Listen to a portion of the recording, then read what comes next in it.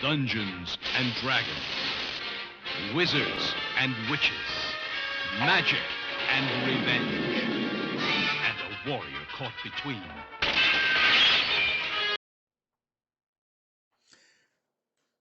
So, this is a guilty pleasure movie video, and this time it's The Sword and the Sorcerer. It stars people mostly briefly known for TV, such as Lee Horsley as the hero and Kathleen Beller as the damsel in distress, and Richard Lynch as the villain. So basically, this movie is so bad it's hilarious. I've seen it many times when it first came out, and then when it came on TV, and Albert Pyun directed it. And see, Lee Horsley was known for Matt Houston for the years that it was on. I didn't even recognize him the first time, but when I looked at the credits, I'm like, it's Matt Houston. It's that Lee Horsley.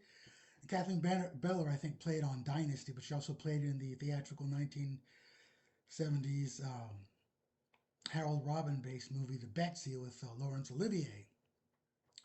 So it's all been done before, and there's a deposed king that there's a villain that wants to marry the heroine, and the heroine can't stand him, so she needs him and another character, I think the sorcerer, in the nuts, and there was using a little sound effect like no lie.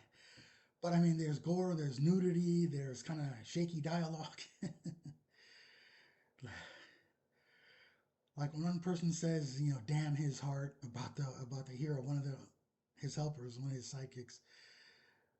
I don't remember understanding what else he said for the most part. So, but it's kind of amusing because when a witch brings a sorcerer to life and all that, it's so slimy and kind of bubbly and when the hero tries to tell the sorcerer, "I've got no quarrel with you," it's like the sorcerer has a quarrel with everyone. And also, one of the highlights was the hero had like a three-blade sword, and he could slingshot the ones on either side of the middle big ones. So that was a big highlight. But I mean, like I say, there's gore, there's crucifixion, there's people getting their heads sliced in half. Oh man! So yeah, it's pretty funny. It's pretty funny. 1982, this sort of poverty level sword and sorcery adventure, and it's basically the same kind of sword and sorcery plot. Sort of, I guess by definition, is sort of a pseudo political type thing.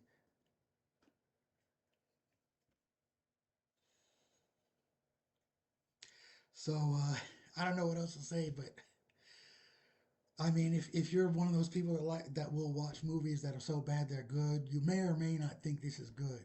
In fact, one of my classmates was like, "The Sword and the Sorcerer is a terrible movie. It's crappy." And another classmate said, "I heard it was good." He goes, "What? The Sword and the Sorcerer? It's terrible. Don't see it." And one critic back then picked it as one of the worst movies he saw all year. And his partner said, "The Sword and the Sorcerer looks like fun, but since he's a critic, I bet he wouldn't like it either." But yeah, it was fun, but it was so lowest common denominator and not the most feminist movie in the world, but that's kind of how they portray, at least in those days and before, princesses and damsels and all that. But give it a chance if you don't mind a little gore and bad acting and shaky dialogue, etc., etc. So this is George saying, till next time, see you at the movies. Ciao.